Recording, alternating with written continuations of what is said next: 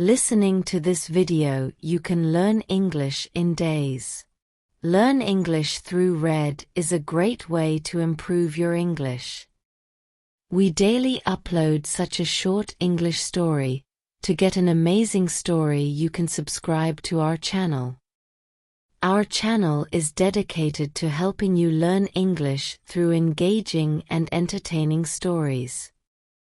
With clear narration and subtitles, you'll find it easy to follow along and enhance your language proficiency. Join our community, subscribe, and start your journey to mastering English with our captivating stories. Great! So listen, today I am going to give you lots of ideas about how to practice speaking English when you are alone, at home. Thank you for your support. Let's speak English with confidence. It was said that a new person had appeared on the seafront, a lady with a little dog. Dmitry Dmitrich Gurov, who had by then been a fortnight at Yalta, and so was fairly at home there, had begun to take an interest in new arrivals.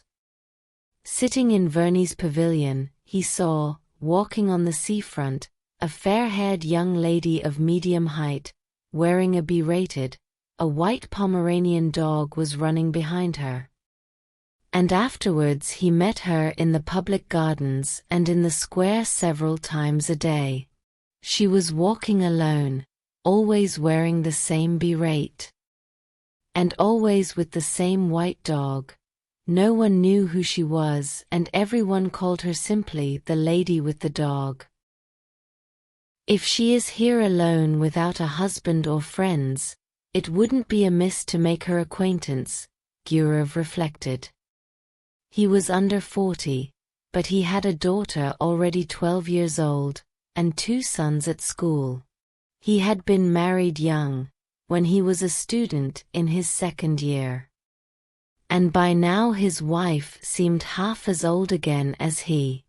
She was a tall, erect woman with dark eyebrows, staid and dignified, and, as she said of herself, intellectual. She read a great deal, used phonetic spelling, called her husband, not Dmitri, but Dmitri, and he secretly considered her unintelligent, narrow, inelegant, was afraid of her, and did not like to be at home. He had begun being unfaithful to her long ago, had been unfaithful to her often, and probably on that account, almost always spoke ill of women. And when they were talked about in his presence, used to call them the lower race. It seemed to him that he had been so schooled by bitter experience that he might call them what he liked, and yet he could not get on for 2 days together without the lower race. In the society of men he was bored and not himself, with them he was cold and uncommunicative, but when he was in the company of women he felt free, and knew what to say to them and how to behave.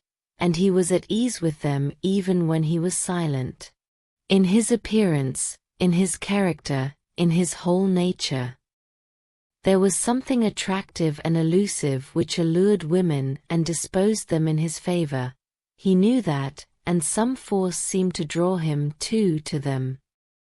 Experience, often repeated, truly bitter experience, had taught him long ago that with decent people, especially Moscow people, always slow to move and irresolute, every intimacy, which at first so agreeably diversifies life and appears a light and charming adventure, inevitably grows into a regular problem of extreme intricacy, and in the long run the situation becomes unbearable. But at every fresh meeting with an interesting woman this experience seemed to slip out of his memory, and he was eager for life, and everything seemed simple and amusing. One evening he was dining in the gardens, and the lady in the berate came up slowly to take the next table. Her expression, her gait, her dress, and the way she did her hair told him that she was a lady, that she was married, that she was in Yalta for the first time and alone, and that she was dull there. The stories told of the immorality in such places as Yalta are to a great extent untrue. He despised them, and knew that such stories were for the most part made up by persons who would themselves have been glad to sin if they had been able. But when the lady sat down at the next table 3 paces from him, he remembered these tales of easy conquests, of trips to the mountains, and the tempting thought of a swift, fleeting love affair, a romance with an unknown woman, whose name he did not know, suddenly took possession of him. He beckoned coaxingly to the Pomeranian, and when the dog came up to him he shook his finger at it. The Pomeranian growled. Gurov shook his finger at it again. The lady looked at him and at once dropped her eyes. "He doesn't bite," she said, and blushed. "May I give him a bone?" he asked, and when she nodded he asked courteously, "Have you been long in Yalta?" "5 days. And I have already dragged out a fortnight here." There was a brief silence. "Time goes fast, and yet it is so dull here," she said, not looking at him. "That's only the fashion to say it is dull here. A provincial will live in Belayov or Zydra and not be dull, and when he comes here it's, oh the dullness, oh the dust. One would think he came from Granada." She laughed. Then both continued eating in silence, like strangers, but after dinner they walked side by side, and there sprang up between them the light jesting conversation of people who are free and satisfied, to whom it does not matter where they go or what they talk about. They walked and talked of the strange light on the sea. The water was of a soft warm lilac hue, and there was a golden streak from the moon upon it. They talked of how sultry it was after a hot day. Gurov told her that he came from Moscow, that he had taken his degree in arts, but had a post in a bank, that he had trained as an opera singer, but had given it up, that he owned 2 houses in Moscow. And from her he learnt that she had grown up in Petersburg, but had lived in S. since her marriage 2 years before, that she was staying another month in Yalta, and that her husband, who needed a holiday too, might perhaps come and fetch her. She was not sure whether her husband had a post in a crown department or under the provincial council, and was amused by her own ignorance. And Gurov learnt, too, that she was called Anna Sergeyevna. Afterwards he thought about her in his room at the hotel, thought she would certainly meet him next day, it would be sure to happen. As he got into bed he thought how lately she had been a girl at school, doing lessons like his own daughter. He recalled the diffidence, the angularity, that was still manifest in her laugh, and her manner of talking with a stranger. This must have been the first time in her life she had been alone in surroundings in which she was followed, looked at, and spoken to merely from a secret motive, which she could hardly fail to guess. He recalled her slender, delicate neck, her lovely grey eyes. There's something pathetic about her, anyway, he thought, and fell asleep. Chapter 2. A week had passed since they had made acquaintance. It was a holiday. It was sultry indoors, while in the street the wind whirled the dust round and round, and blew people's hats off. It was a thirsty day, and Gurov often went into the pavilion, and pressed Anna Sergeyevna to have syrup and water or an ice. One did not know what to do with oneself. In the evening, when the wind had dropped a little, they went out on the Grone to see the steamer come in. There were a great many people walking about the harbour, They had gathered to welcome someone, bringing bouquets. And two peculiarities of a well-dressed Yalta crowd were very conspicuous. The elderly ladies were dressed like young ones, and there were great numbers of generals. Owing to the roughness of the sea, the steamer arrived late, after the sun had set, and it was a long time turning about before it reached the Grone. Anna Sergeyevna looked through her lorgnette at the steamer and the passengers as though looking for acquaintances, and when she turned to Gurov her eyes were shining. She talked a great deal and asked disconnected questions, forgetting next moment what she had asked. Then she dropped her lorgnette in the crush. The festive crowd began to disperse. It was too dark to see people's faces. The wind had completely dropped, but Gurov and Anna Sergeyevna still stood as though waiting to see someone else come from the steamer. Anna Sergeyevna was silent now, and sniffed the flowers without looking at Gurov. "The weather is better this evening," he said. "Where shall we go now? Shall we drive somewhere?" She made no answer.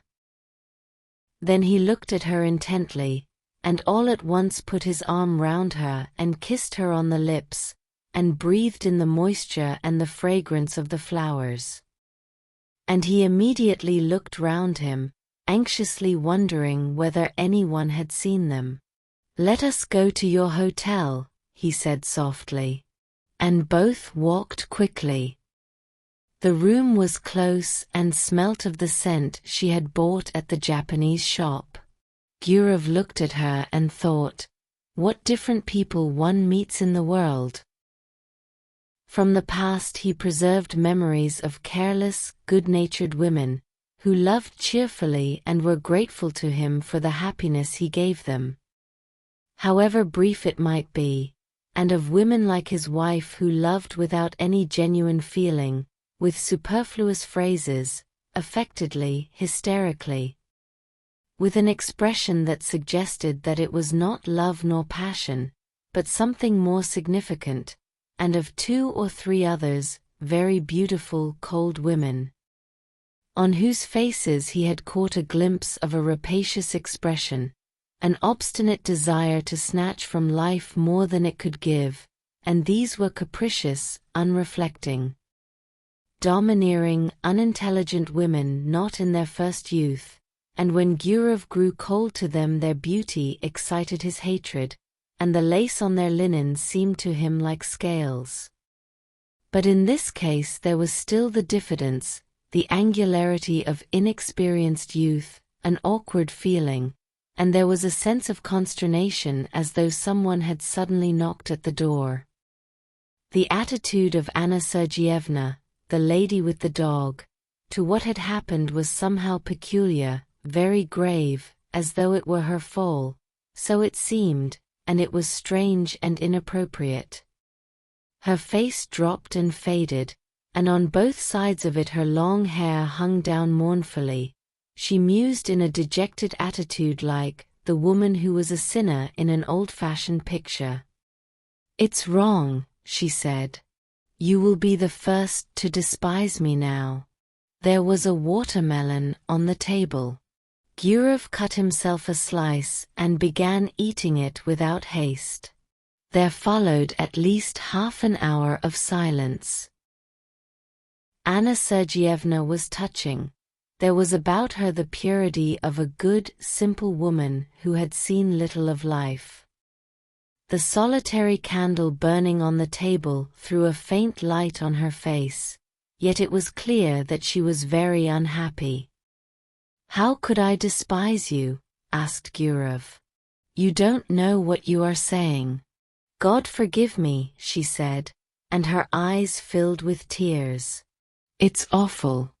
You seem to feel you need to be forgiven." "Forgiven? No. I am a bad, low woman. I despise myself and don't attempt to justify myself. It's not my husband but myself I have deceived. And not only just now. I have been deceiving myself for a long time. My husband may be a good, honest man, but he is a flunky. I don't know what he does there, what his work is, but I know he is a flunky. I was 20 when I was married to him. I have been tormented by curiosity. I wanted something better. There must be a different sort of life, I said to myself. I wanted to live. To live. I was fired by curiosity. You don't understand it, but I swear to God I could not control myself. Something happened to me. I could not be restrained. I told my husband I was ill, and came here. And here I have been walking about as though I were dazed, like a mad creature. And now I have become a vulgar, contemptible woman whom anyone may despise. Gurav felt bored already, listening to her. He was irritated by the naive tone, by this remorse, so unexpected and inopportune. But for the tears in her eyes, he might have thought she was jesting or playing a part. I don't understand, he said softly. What is it you want? She hid her face on his breast and pressed close to him. Believe me, I beseech you, she said. I love a pure, honest life, and sin is loathsome to me. I don't know what I am doing. Simple people say. The evil one has beguiled me. And I may say of myself now that the evil one has beguiled me. Hush, hush, he muttered. He looked at her fixed, scared eyes, kissed her, talked softly and affectionately, and by degrees she was comforted, and her gaiety returned. They both began laughing. Afterwards, when they went out, there was not a soul on the seafront. The town with its cypresses had quite a death-like air, but the sea still broke noisily on the shore. A single barge was rocking on the waves, and a lantern was blinking sleepily on it. They found a cab and drove to Oranda. I found out your surname in the hall just now. It was written on the board, von Dideritz, said Gurav. Is your husband a German? No, I believe his grandfather was a German, but he is an Orthodox Russian himself. At Oranda they sat on a seat not far from the church, looked down at the sea, and were silent. Yalta was hardly visible through the morning mist. White clouds stood motionless on the mountain tops. The leaves did not stir on the trees, grasshoppers chirruped, and the monotonous hollow sound of the sea rising up from below spoke of the peace, of the eternal sleep awaiting us. So it must have sounded when there was no Yalta, no Oranda here, so it sounds now, and it will sound as indifferently and monotonously when we are all no more. And in this constancy, in this complete indifference to the life and death of each of us, there lies hid, perhaps, a pledge of our eternal salvation, of the unceasing movement of life upon earth, of unceasing progress towards perfection. Sitting beside a young woman who in the dawn seemed so lovely, soothed and spellbound in these magical surroundings, the sea, mountains, clouds, the open sky, Gurav thought how in reality everything is beautiful in this world when one reflects. Everything except what we think or do ourselves when we forget our human dignity and the higher aims of our existence. A man walked up to them, probably a keeper, looked at them, and walked away. And this detail seemed mysterious and beautiful too. They saw a steamer come from Theodosia, with its lights out in the glow of dawn. There is dew on the grass, said Anna Sergeyevna, after a silence. Yes. It's time to go home. They went back to the town. Then they met every day at 12 o'clock on the seafront, lunched and dined together, went for walks, admired the sea. She complained that she slept badly, that her heart throbbed violently, asked the same questions, troubled now by jealousy and now by the fear that he did not respect her sufficiently. And often in the square or gardens, when there was no one near them, he suddenly drew her to him and kissed her passionately. Complete idleness, these kisses in broad daylight while he looked round in dread of someone seeing them, the heat, the smell of the sea, and the continual passing to and fro before him of idle, well-dressed, well-fed people, made a new man of him. He told Anna Sergeyevna how beautiful she was, how fascinating. He was impatiently passionate, he would not move a step away from her. While she was often pensive and continually urged him to confess that he did not respect her, did not love her in the least, and thought of her as nothing but a common woman. Rather late almost every evening they drove somewhere out of town, to Oranda or to the waterfall, and the expedition was always a success. The scenery invariably impressed them as grand and beautiful. They were expecting her husband to come, but a letter came from him, saying that there was something wrong with his eyes, and he entreated his wife to come home as quickly as possible. Anna Sergeyevna made haste to go. "It's a good thing I am going away," she said to Gurov. "It's the finger of destiny." She went by coach and he went with her. They were driving the whole day. When she had got into a compartment of the express, and when the second bell had rung, she said, "Let me look at you once more. Look at you once again. That's right." She did not shed tears, but was so sad that she seemed ill, and her face was quivering.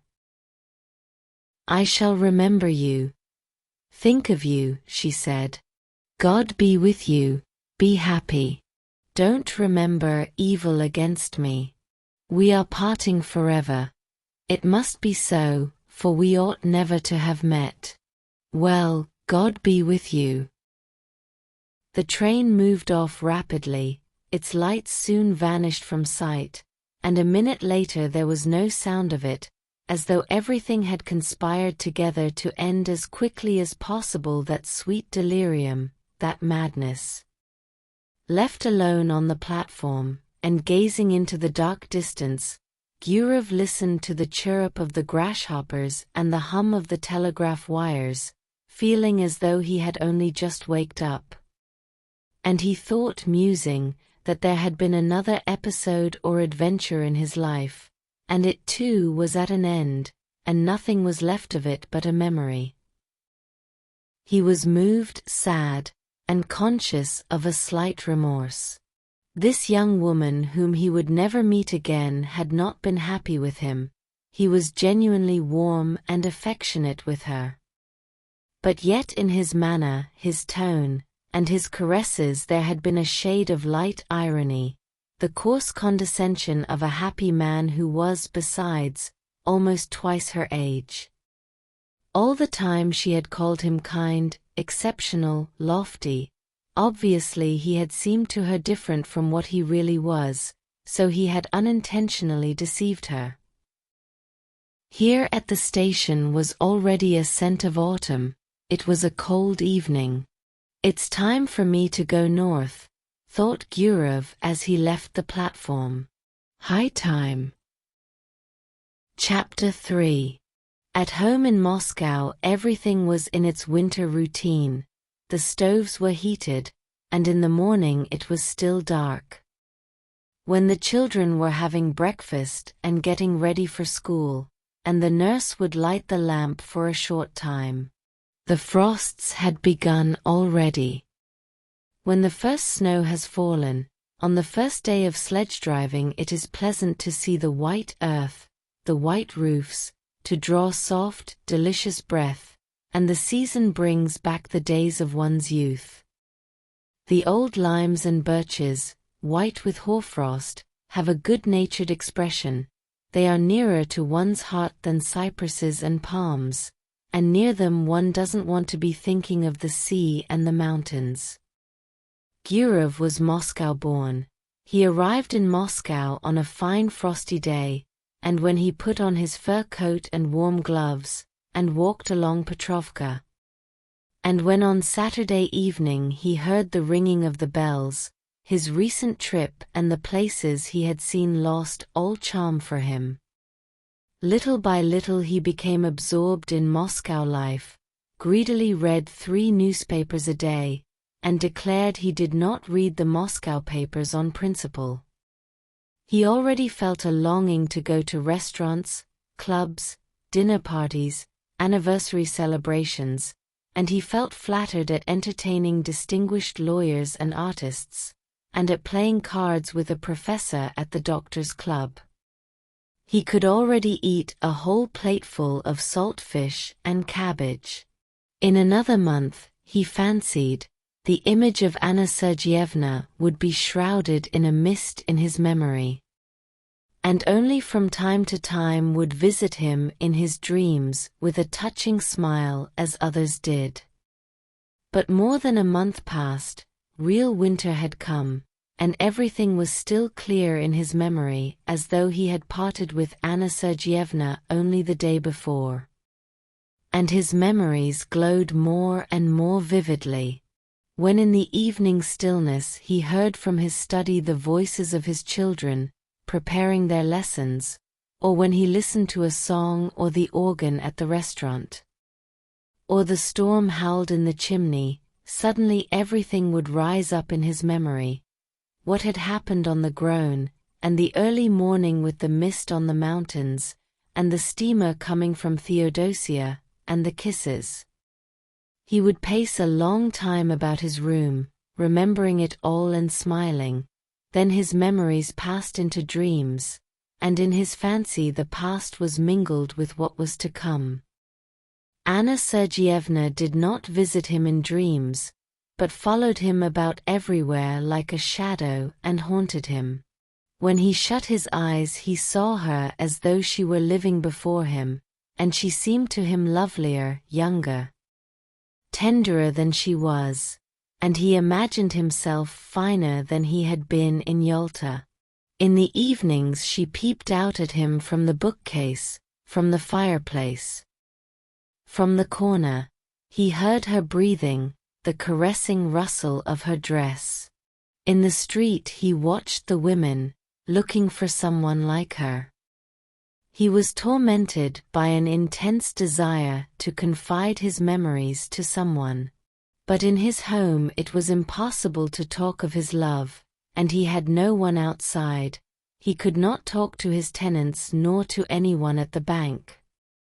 And what had he to talk of? Had he been in love then?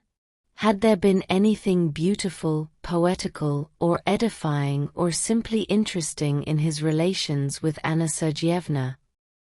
And there was nothing for him but to talk vaguely of love of woman, and no one guessed what it meant, only his wife twitched her black eyebrows and said, "The part of a lady-killer does not suit you at all, Dmitri." One evening, coming out of the doctor's club with an official with whom he had been playing cards, he could not resist saying, "If only you knew what a fascinating woman I made the acquaintance of in Yalta." The official got into his sledge and was driving away, but turned suddenly and shouted, "Dmitri Dmitrich! What? You were right this evening. The sturgeon was a bit too strong." These words, so ordinary, for some reason moved Gurov to indignation, and struck him as degrading and unclean. What savage manners! What people! What senseless nights! What uninteresting, uneventful days! The rage for card-playing, the gluttony, the drunkenness, the continual talk always about the same thing. Useless pursuits and conversations always about the same things absorb the better part of one's time, the better part of one's strength, and in the end there is left a life groveling and curtailed, worthless and trivial, and there is no escaping or getting away from it, just as though one were in a madhouse or a prison. Gurov did not sleep all night, and was filled with indignation. And he had a headache all next day. And the next night he slept badly. He sat up in bed, thinking, or paced up and down his room. He was sick of his children, sick of the bank. He had no desire to go anywhere or to talk of anything. In the holidays in December he prepared for a journey, and told his wife he was going to Petersburg to do something in the interests of a young friend, and he set off for S. What for? He did not very well know himself. He wanted to see Anna Sergeyevna and to talk with her, to arrange a meeting, if possible. He reached S. in the morning, and took the best room at the hotel, in which the floor was covered with grey army cloth, and on the table was an inkstand. Grey with dust and adorned with a figure on horseback, with its hat in its hand and its head broken off. The hotel porter gave him the necessary information. Von Dideritz lived of his own in Old Gontcharny Street. It was not far from the hotel. He was rich and lived in good style, and had his own horses. Everyone in the town knew him. The porter pronounced the name Dideritz. Gurov went without haste to Old Gontcharny Street and found the house. Just opposite the house stretched a long grey fence adorned with nails. One would run away from a fence like that, thought Gurov, looking from the fence to the windows of the house and back again. He considered, today was a holiday, and the husband would probably be at home. And in any case it would be tactless to go into the house and upset her. If he were to send her a note it might fall into her husband's hands, and then it might ruin everything. The best thing was to trust to chance. And he kept walking up and down the street by the fence, waiting for the chance. He saw a beggar go in at the gate and dogs fly at him. Then an hour later he heard a piano, and the sounds were faint and indistinct. Probably it was Anna Sergeyevna playing. The front door suddenly opened, and an old woman came out, followed by the familiar white Pomeranian. Gurov was on the point of calling to the dog, but his heart began beating violently, and in his excitement he could not remember the dog's name. He walked up and down, and loathed the grey fence more and more, and by now he thought irritably that Anna Sergeyevna had forgotten him, and was perhaps already amusing herself with someone else, and that was very natural in a young woman who had nothing to look at from morning till night but that confounded fence. He went back to his hotel room and sat for a long while on the sofa, not knowing what to do. Then he had dinner and a long nap. How stupid and worrying it is, he thought when he woke and looked at the dark windows. It was already evening. Here I've had a good sleep for some reason. What shall I do in the night? He sat on the bed, which was covered by a cheap grey blanket, such as one sees in hospitals, and he taunted himself in his vexation. So much for the lady with the dog. So much for the adventure. You're in a nice fix. That morning at the station a poster in large letters had caught his eye. The geisha was to be performed for the first time. He thought of this and went to the theater. It's quite possible she may go to the first performance, he thought. The theater was full. As in all provincial theaters, there was a fog above the chandelier. The gallery was noisy and restless. In the front row the local dandies were standing up before the beginning of the performance, with their hands behind them. In the governor's box the governor's daughter, wearing a boa, was sitting in the front seat, while the governor himself lurked modestly behind the curtain with only his hands visible. The orchestra was a long time tuning up. The stage curtain swayed. All the time the audience were coming in and taking their seats. Gurov looked at them eagerly. Anna Sergeyevna, too, came in. She sat down in the third row, and when Gurov looked at her his heart contracted, and he understood clearly that for him there was in the whole world no creature so near, so precious, and so important to him. She, this little woman, in no way remarkable, lost in a provincial crowd, with a vulgar lorgnette in her hand, filled his whole life now. Was his sorrow and his joy, the one happiness that he now desired for himself, and to the sounds of the inferior orchestra, of the wretched provincial violins, he thought how lovely she was. He thought and dreamed. A young man with small side whiskers, tall and stooping, came in with Anna Sergeyevna and sat down beside her. He bent his head at every step and seemed to be continually bowing. Most likely this was the husband whom at Yalta, in a rush of bitter feeling, she had called a flunkey. And there really was in his long figure, his side whiskers, and the small bald patch on his head, something of the flunkey's obsequiousness. His smile was sugary, and in his buttonhole there was some badge of distinction like the number on a waiter. During the first interval, the husband went away to smoke. She remained alone in her stall. Gurov, who was sitting in the stalls too, went up to her and said in a trembling voice, with a forced smile, "Good evening." She glanced at him and turned pale, then glanced again with horror, unable to believe her eyes, and tightly gripped the fan and the lorgnette in her hands, evidently struggling with herself not to faint. Both were silent. She was sitting, he was standing, frightened by her confusion and not venturing to sit down beside her. The violins and the flute began tuning up. He felt suddenly frightened. It seemed as though all the people in the boxes were looking at them. She got up and went quickly to the door. He followed her, and both walked senselessly along passages, and up and down stairs, and figures in legal, scholastic and civil service uniforms, all wearing badges, flitted before their eyes. They caught glimpses of ladies, of fur coats hanging on pegs.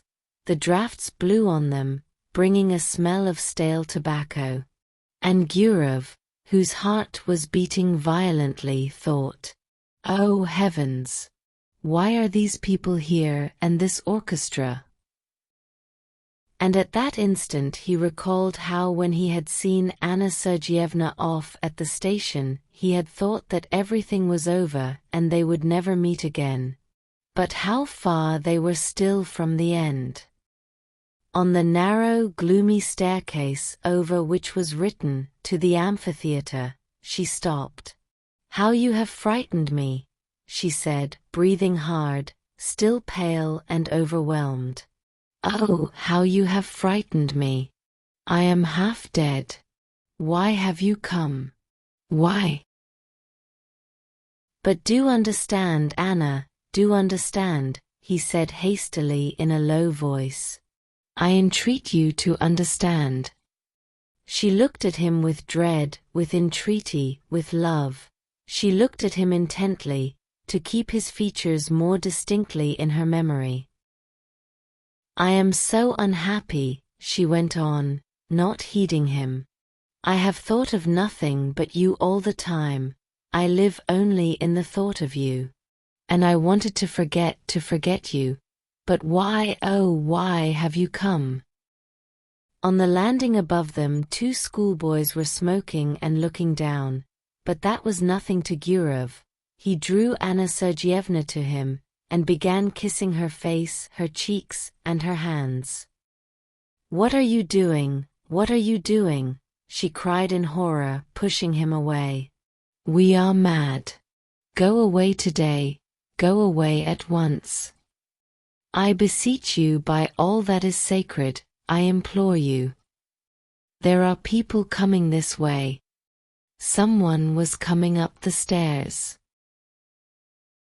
You must go away, Anna Sergeyevna went on in a whisper. Do you hear, Dmitri Dmitrich? I will come and see you in Moscow. I have never been happy. I am miserable now. And I never, never shall be happy, never. Don't make me suffer still more. I swear I'll come to Moscow. But now let us part. My precious, good dear one, we must part. She pressed his hand and began rapidly going downstairs, looking round at him, and from her eyes he could see that she really was unhappy. Gurov stood for a little while, listened, then, when all sound had died away, he found his coat and left the theatre. Chapter 4. And Anna Sergeyevna began coming to see him in Moscow. Once in 2 or 3 months she left S, telling her husband that she was going to consult a doctor about an internal complaint, and her husband believed her, and did not believe her. In Moscow she stayed at the Slaviansky Bazaar Hotel, and at once sent a man in a red cap to Gurov. Gurov went to see her, and no one in Moscow knew of it. Once he was going to see her in this way on a winter morning. The messenger had come the evening before when he was out. With him walked his daughter, whom he wanted to take to school. It was on the way. Snow was falling in big wet flakes. It's 3 degrees above freezing point, and yet it is snowing, said Gurov to his daughter. The thaw is only on the surface of the earth. There is quite a different temperature at a greater height in the atmosphere. And why are there no thunderstorms in the winter, father? He explained that, too. He talked, thinking all the while that he was going to see her, and no living soul knew of it, and probably never would know. He had 2 lives, one open, seen and known by all who cared to know, full of relative truth and of relative falsehood, exactly like the lives of his friends and acquaintances. And another life running its course in secret.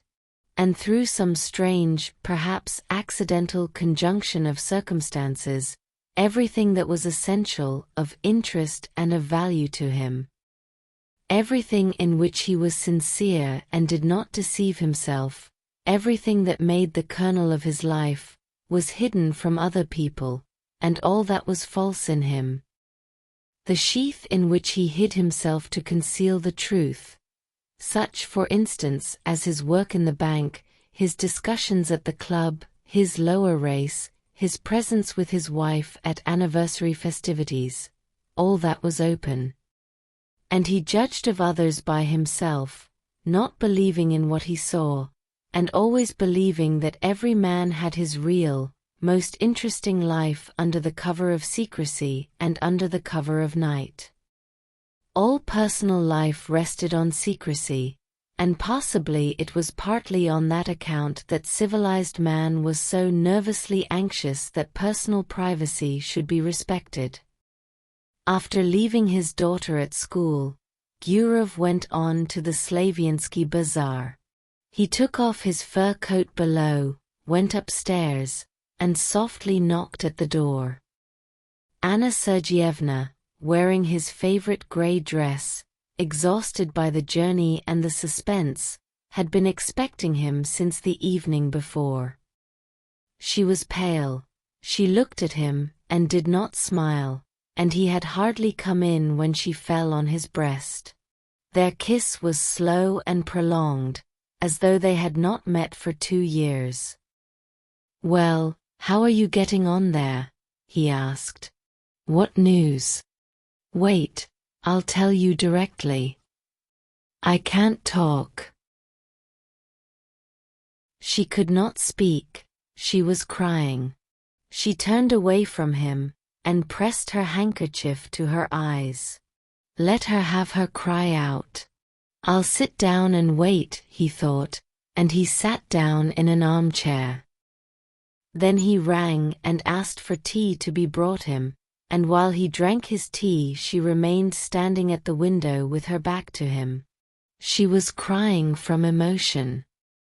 From the miserable consciousness that their life was so hard for them, they could only meet in secret, hiding themselves from people like thieves. Was not their life shattered? "Come, do stop," he said. It was evident to him that this love of theirs would not soon be over, that he could not see the end of it. Anna Sergeyevna grew more and more attached to him. She adored him, and it was unthinkable to say to her that it was bound to have an end some day. Besides, she would not have believed it. He went up to her and took her by the shoulders to say something affectionate and cheering, and at that moment he saw himself in the looking-glass. His hair was already beginning to turn grey, and it seemed strange to him that he had grown so much older, so much plainer during the last few years. The shoulders on which his hands rested were warm and quivering. He felt compassion for this life, still so warm and lovely, but probably already not far from beginning to fade.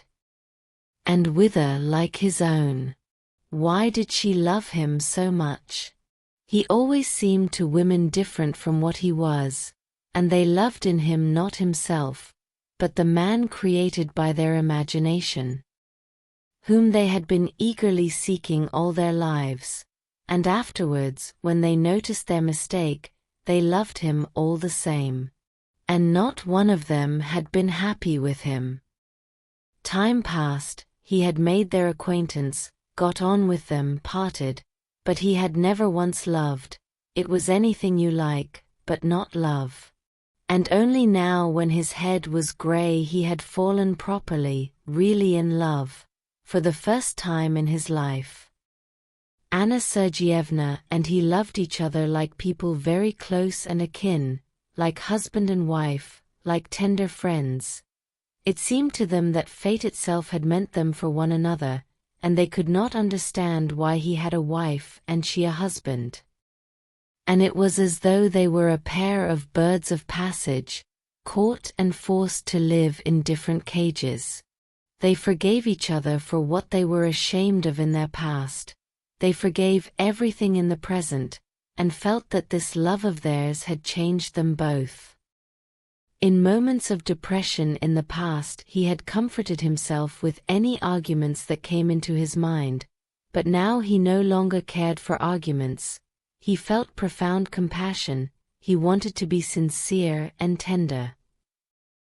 "Don't cry, my darling," he said. "You've had your cry, that's enough. Let us talk now. Let us think of some plan."